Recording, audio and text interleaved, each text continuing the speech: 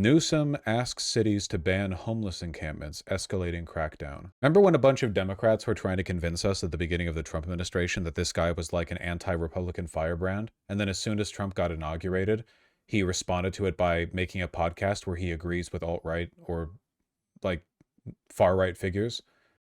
He's currently underwater in ratings in his own state after his podcast. Yeah. That people did not like that one, which makes sense. Weren't you one of those people? I think I said that Newsom has the potential to be pretty oppositional to Republicans, but I really don't think I glazed him as aggressively as a lot of people that I saw. As a former Californian, I hate Newsom, not even because I've lived under his governance, mind, but because, like, I know what California's like. Newsom's escalated California's push to eradicate homeless encampments on Monday, calling on hundreds of cities, towns, and counties to effectively ban tent camps on sidewalks, bike paths, parklands, and other types of public property. Newsom's administration has raised and spent tens of billions of dollars on programs to bring homeless people into housing and emphasize treatment. So California has spent a huge amount of money on addressing homelessness, but it's basically been wasting it because their programs are basically like they're just ways of burning through money. They don't address the underlying problems, you know? Here we go. A state audit found California invested a staggering $24 billion over the past 5 fiscal years to address homelessness, a figure that underscores the state's urgent effort to curb this intractable crisis. Ooh, KTLA. And yet, as the spending has increased, so has California's homeless population. Estimated 181,000 people experienced homelessness in California in 2023, an increase of 63,000 over the past 10 years. In the 2021 to 2022 fiscal year, when the homeless population was estimated to be 172,000, California spent $7.2 billion, which equated to nearly $42,000 per homeless individual. Jesus Christ, they like gave them a living wage. Oh my God, that's crazy. Careful, we all know they never saw that money. Yeah, the money wasn't given to them, it was spent on them. The spending includes housing and rental assistance, physical and mental health outreach, case management, and funds to purchase motels and other types of temporary housing. So essentially, this was like a state subsidy to motels. Gotcha. Fantastic. California didn't even track the outcomes of the spending. In a scathing report released in April, the state auditor said the California Interagency Council on Homelessness has done a poor job accounting for homeless spending and tracking results. Because it was never actually about them. Accountants just get in the way. Nah, it's not about accountants. It's that, like, at the end of the day, the prominence of homelessness has to do with like a complex mesh of underlying social issues that you can't address with temporary band-aid fixes. Like, what if we spent a ton of money on these like overpriced, ineffective case management or mental health service programs, you know? Listen, housing first, homelessness initiative. That's what works. We have data on this. It's not a mystery. Housing first. You build the housing, you put them in the housing, and then things improve from there, ideally. But it's California, so no one wants to build housing. In the 6 months before becoming homeless, their median household income was just $960 per month, UCSF researchers found.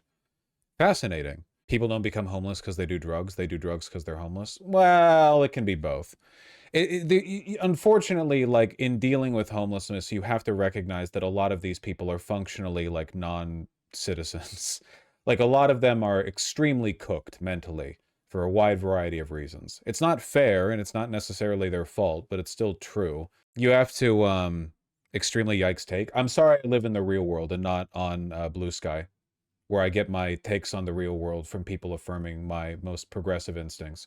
There are a lot of homeless people that are like in a really, really bad mental state. Canada study debunks stereotypes of homeless people's spending habits. The problem is that for a lot of homeless people who are already gone, I don't think anyone really knows what to do with them, right? Like, the majority of homeless people, I think, are a cut and a shave away from, being a much more productive, I guess, or being more like socially capable. There are some homeless people who are not, and like basically never will be. We used to have insane asylums. I don't really think that's necessarily the way to go. It seems like in a lot of cases, we basically just throw them in and out of prison. That's also not great.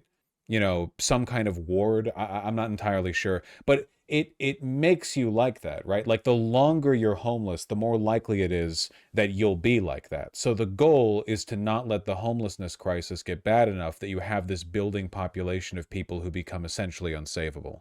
Trauma living on a street exacerbates mental health issues. Oh yeah, 100%. Yeah. Like I said, it's not fair or their fault. Just it is what it is. I think you can save like 80% or so of them, but that last 5 to 20% are really gone. Yeah, it depends on like where you are, I guess, like what state, what area you're in. It's just LA has had a homeless population that's been so big for so long. A lot of the people out there, I wonder if it's like worse, like because they've been on the street for so long, like there's a higher proportion of people who are just like mentally, you know? Yeah, the goal is to set in motion systems that prevent it from getting this bad to begin with. You know, we're trying to do a band-aid treatment after a gaping wound's already developed sepsis. And we're getting like upset when the band-aids are falling off. Yeah, stability is the main thing you want as a homeless person, I think, which is why housing first is the best thing, you know? California is home to about half of the nation's unsheltered homeless population. God, that's crazy. Absolutely insane. Yeah, nuts. It's difficult to propose any kind of solution to homelessness when the median American citizen just wants homeless people put in a wood chipper.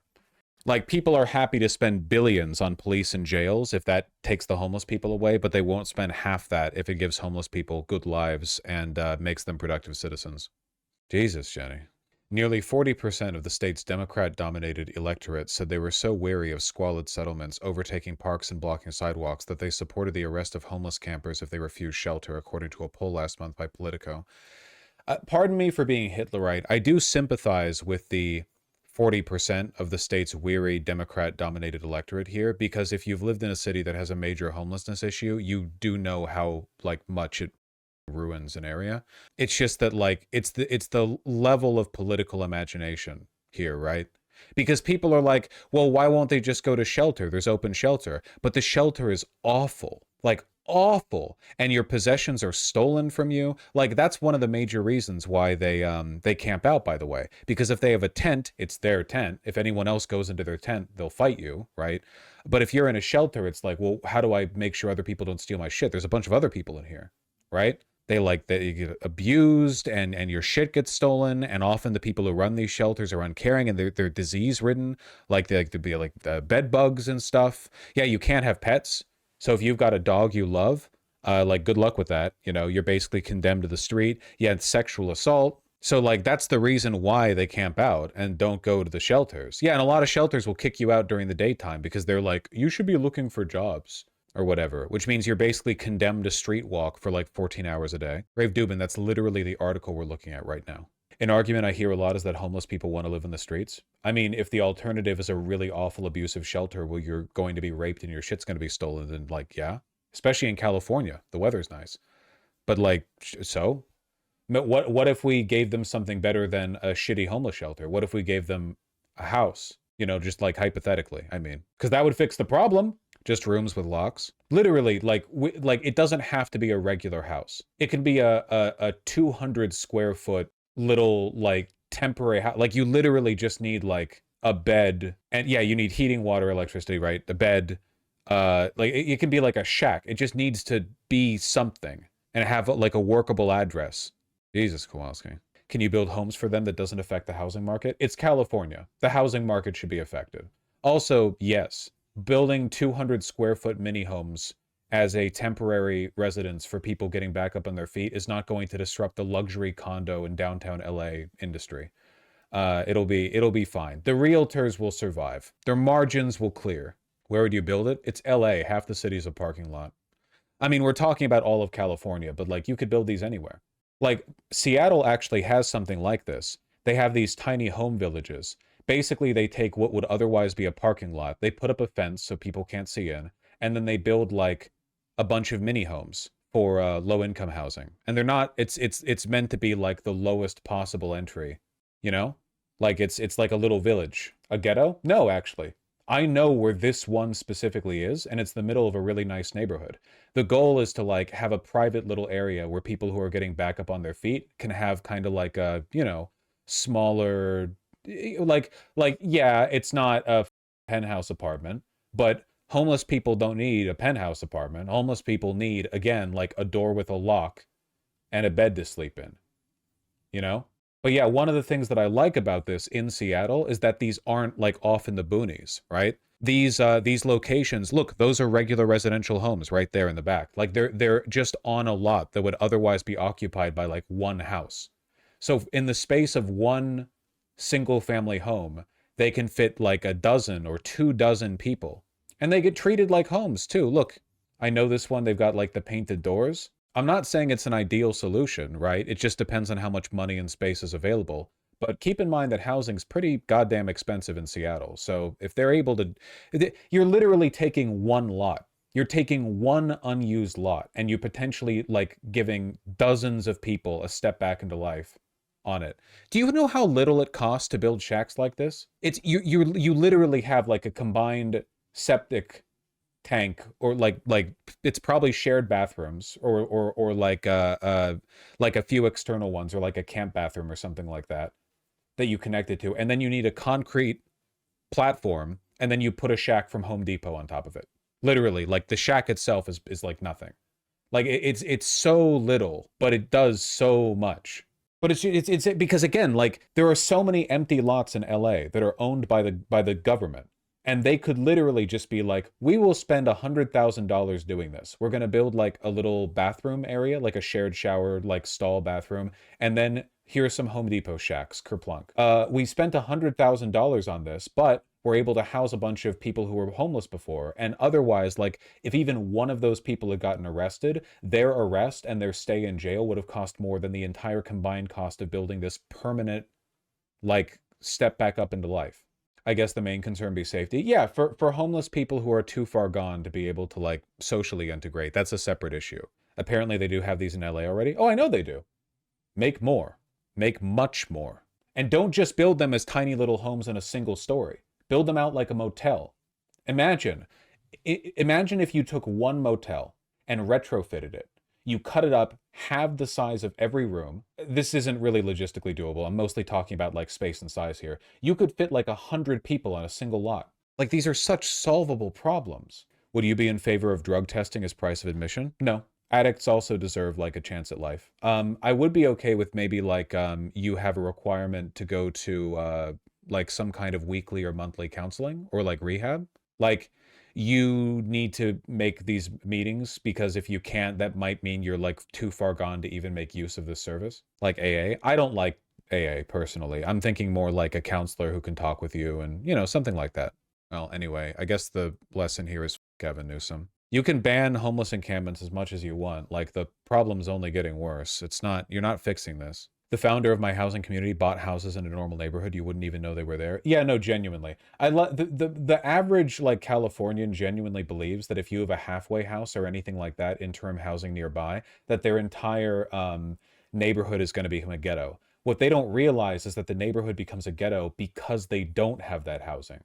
The rot and decay on the street, the encampments, the needles, those are because they're homeless. If they weren't homeless, at the very least, the needles would be in their little tiny home. I know that sounds kind of glib, but it's literally true. Like, in my opinion, pardon me for being, you know, sort of mind your own business about it, but if you're a heroin addict, keep it away from me. Just keep it away from me, please. You know, I like best of luck to you, and I want you to get better. But like, if you're gonna be, keep it the fuck away from me and my house. Heroin addicts are most chill, though. You're thinking of meth heads. Heroin addicts make me more sad, though, because if you walk by someone who's clearly on meth, it's like, well, they're living life. But if you walk by someone who's clearly on heroin or fentanyl, it's like, damn, they're like a puddle. Like they're not even like a person, basically. That shit's really sad. If anything, meth helps you live your best life. Not medical advice. But even if they're more dangerous. Anyway, sorry. Closing this segment before I make any more jokes.